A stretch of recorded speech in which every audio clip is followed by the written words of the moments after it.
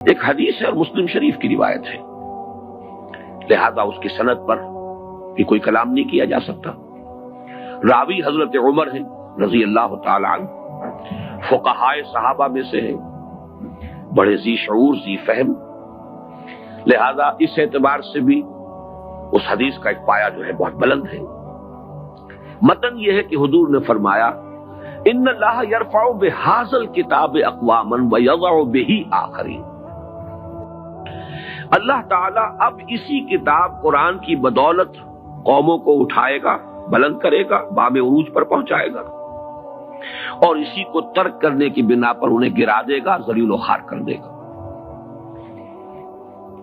یہ حدیث حضور کا فرمان سر آنکھوں پر، سمجھ میں آئے تب بھی، نہ سمجھ میں آئے تب بھی، ہمارے ایمان کا تقاضا ہوا صادق المصدوق۔ لیکن یہ کہ دل میں تو خلش تھی کہ مغربی اقوام کو جو اتنا ترفع حاصل ہوا، اتنی ترقی انہوں نے کی، دنیا پر غالب ہے، ان کی تہذیب کا سکہ رواں ہے، اگرچہ بظاہر وہ کولونیل رول کا دور ختم ہو چکا ہے، لیکن حقیقت میں کسی دوسری شکل میں پورا موجود، جکڑا ہوا ہے پوری نوع انسانی کو۔ ذرا سا کچھ فرانس اور کچھ چین ابھی ان کے اس شکنجے سے باہر ہیں، اور پورا زور لگ رہا ہے اس وقت۔ بیکر صاحب کے دورے چین کے ہوئے اور خود بش صاحب پہنچ گئے فرانس۔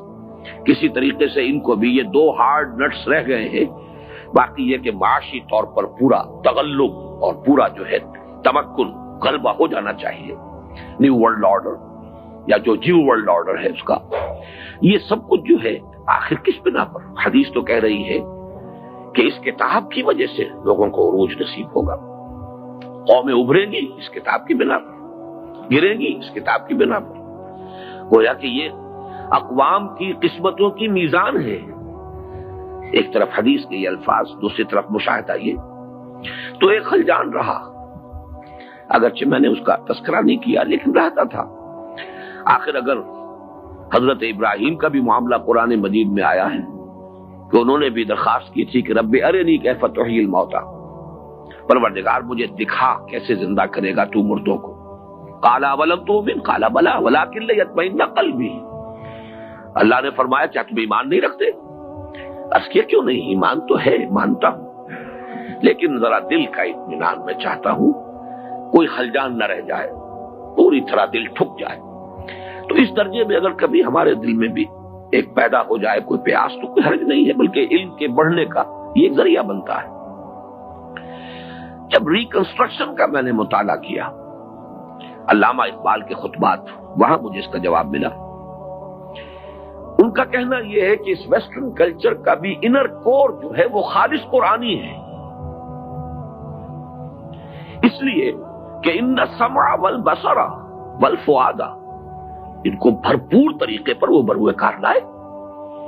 قرآن نے جس علم کو خلافت کی بنیاد قرار دیا ہے کو انہوں نے پرسو کیا، اس میں ارتقا کیا، اس میں ترقی کی، اسے پروان چڑھایا۔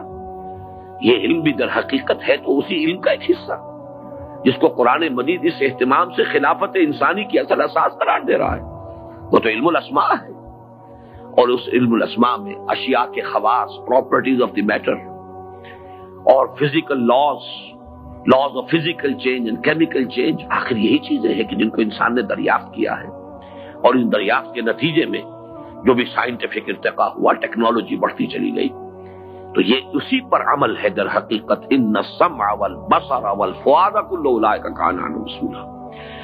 باقی جو چیزیں ان کے اندر اضافی آ گئی ہیں، ان کی تہذیب میں جو چیزیں کہ اس آسمانی ہدایت کے منافی آ گئی ہیں، ان کو اس وقت اپنے ذہن سے خارج کر دیجیے۔ لیکن یہ ترقی، یہ غلبہ انہیں اگر ہوا ہے تو یہ اسی علم اسماء کی